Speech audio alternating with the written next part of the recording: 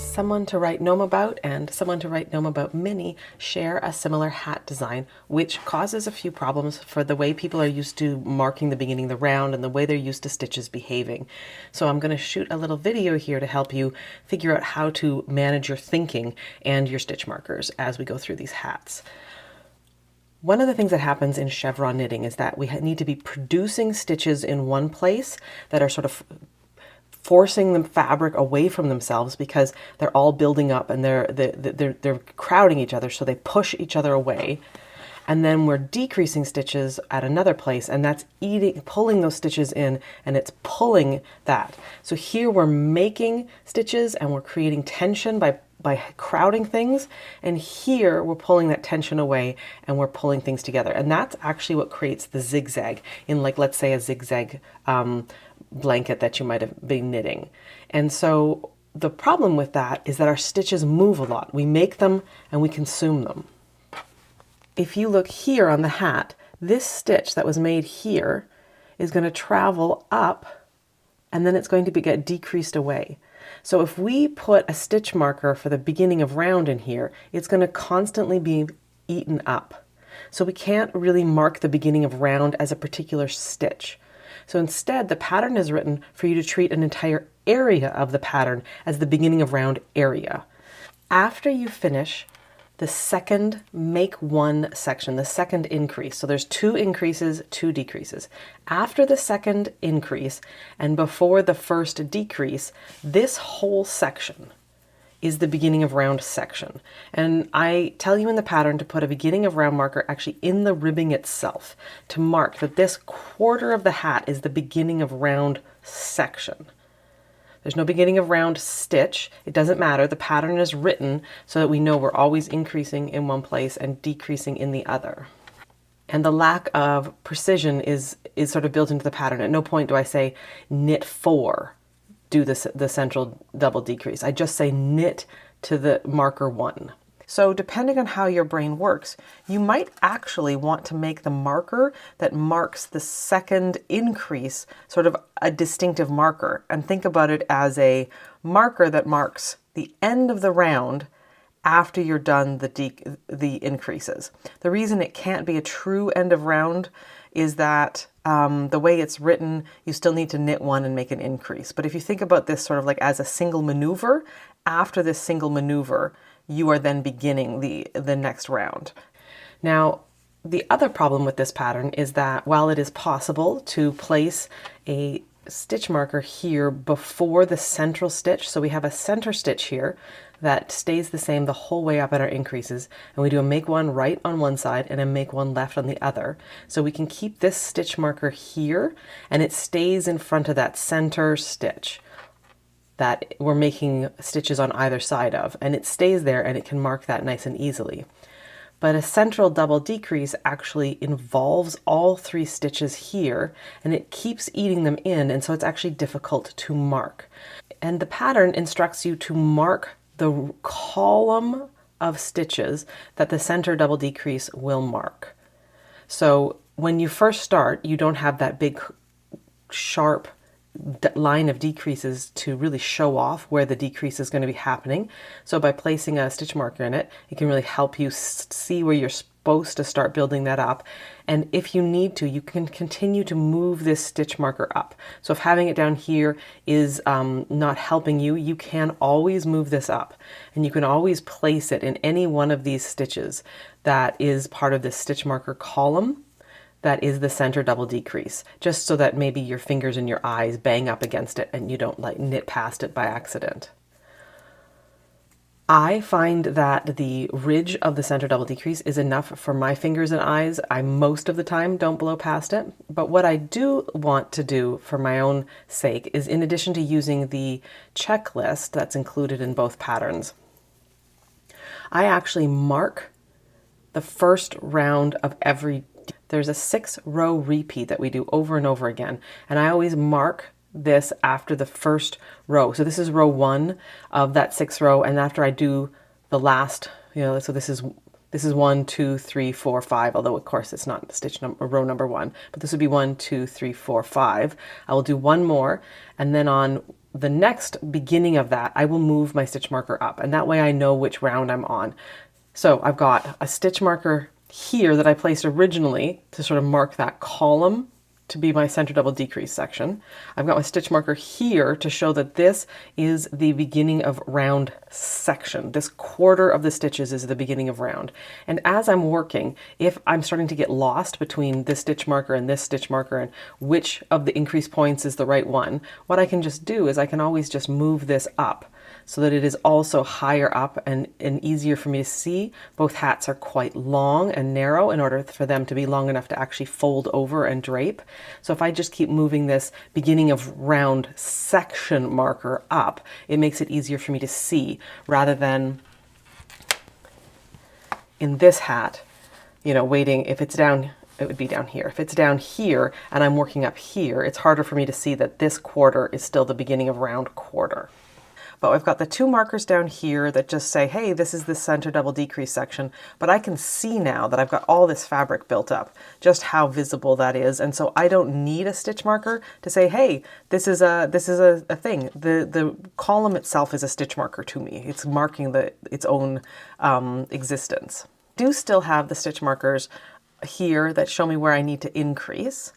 And you can see that I have them on 4 DPN. So for much of the hat, I had to switch away from my 9-inch circulars really quick because we start decreasing down, and very soon between the decreases and then the fact that this is going from all these stitches in the round to all these stitches with a bit of a chevron, this hat sort of shortens up quite a bit. So very quickly I started knitting without my 9-inch circulars. So for a lot of it, I was knitting on 4 double pointed needles, but as we get towards the end, it gets quite annoying. And it's going to be true no matter what method you're working on. I actually find that working magic loop at the end here is less annoying than working with DPNs. And the fun thing is, as a double pointed needle person, you may not know this, but you can actually, when the stitch count is low, use DPNs as magic loops. So I'm going to show you what that would look like on DPNs, and then I'll just again show you a few quick things on the magic loop as well. So what that would look like is I would start with this bit here where I'm at the beginning of round quadrant. I would put that as one, like the beginning quadrant or section of my needle, and then I would slide all of these over so that they're all on one needle.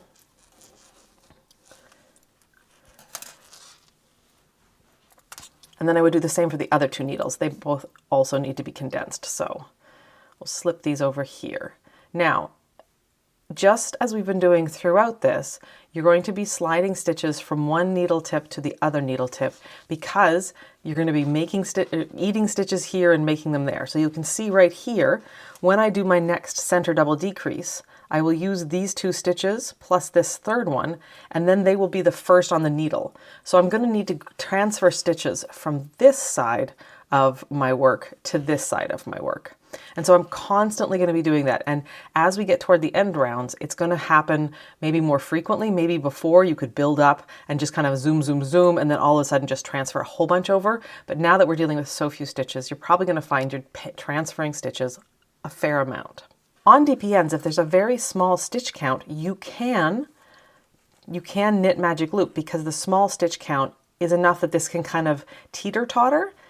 If you have a big number of stitches, that kind of keeps it flat and it won't let you, but you can see how I can have the stitches on 2 needles, and then we can knit off it with a third. Now that's not quite magic loop, because in magic loop you'd be pulling this over, but going down to your stitches on 2 needles for your DPN users might be useful.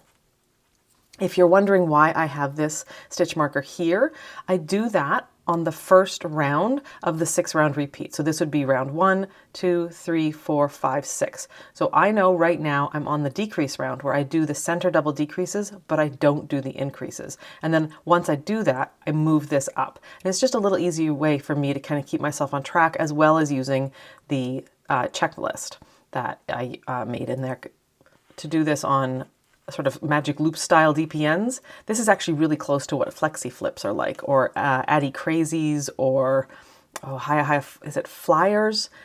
this is sort of how they work as well, except of course they have a flexible bit in between. So they have a rigid tip, and a flexible thing. This is very nearly how flexi flips, etc. work. All right, so I just knit across my increase because I'm on a decrease round. But you can see I'm going to need to transfer stitches over. I mentioned that earlier. So what I'm going to do is I'm going to work all the way across, and then I'm just going to slide a few onto this needle tip, flip my work around, and now I'll do another center double decrease. And when I'm done, it won't be the first stitch on the needle. You always need at least one stitch ahead of the center double decrease in order to work a center double decrease. Depending on how in the zone I am, I do move this beginning of round section marker up so that as I'm working, I sort of hit it with my fingers and I notice, oh yeah, this is the beginning of round section, so that I know what I'm doing. So I will keep kind of moving this up if I'm really finding I'm zoning out and skipping past the transition here. So that's something that you might want to do, is just keep kind of moving it up so that it is physically in your way and acts as that reminder, which it is here and supposed to do. If you're wondering about the stitch marker, it's one of the exclusive ones that comes with the Adore Knits kits that I'm working on this year with Adore Knits and Fiber Nymph Dye Works. They're doing just absolutely adorable stuff with the gnome art. All right, so here I'm on Magic Loop, and you can see that I need to transfer stitches because this center double decrease shouldn't be on its own. So what I'm going to do is I'm going to push this forward onto the cables, and then I'm going to, I always have to leave one stitch after the stitch marker, a bare minimum of one, depending on how you like to work. It might be nice to leave two because we knit one, and then in between these two stitches, that's where we do our make one left, and it is sometimes easier if you have a second stitch to do it between rather than having this stitch already on the other one. So you might want to leave two, split your stitches like that, and come around, and now you can work the next round. As I said, I've been moving this up after I work every decrease round, so it's time for me to move this one up. I could wait till after this round, or at least after this stitch, so that I'm not trying to do a center double decrease in a loop with this stitch, but I don't want to forget to talk to you about it. So I'm going to do it there. And I do need to do a center double decrease, so I actually have to move this back. And now I will do a center double decrease. You may have heard before, if you've ever taken a class with me, that when you're trying a new technique or learning something new, it's not unusual to feel uncomfortable. But if you're really struggling with something, don't necessarily blame yourself or your skills. It may be that your materials are the things that are holding you back. So I always encourage you to think about whether or not a different needle type would make it easier. So if you're on DPNs and really struggling, think about trying the technique I just showed, or think about switching to Magic Loop. If you're on Magic Loop and really struggling, think about switching to DPNs or flyers or the 2 circulars method. It may not be you, it may be the stuff you're using. So just be kind to yourself. Recognize that this is going to be a tricky thing to do as we get to this end especially.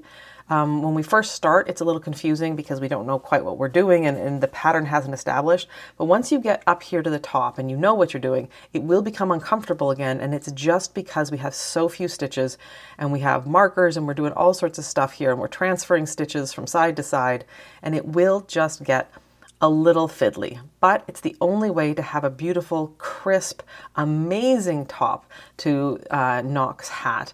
In order to have a pointy hat, we have to keep going with the established pattern, or it just changes and doesn't look as sharp and pointy. So I hope these tips have helped you. Just have faith in the process when you're down here, and once you're up here, remember it's going to feel a little odd and fiddly, and also remember that if you have too many stitches or too few, it's totally okay to fudge your stitch count and either increase or decrease between sections as you need. Just make it work. Keep going. No one's going to notice that your stitch count was off in one section for a few rows. Just have fun, and remember that wonkiness is gnominess.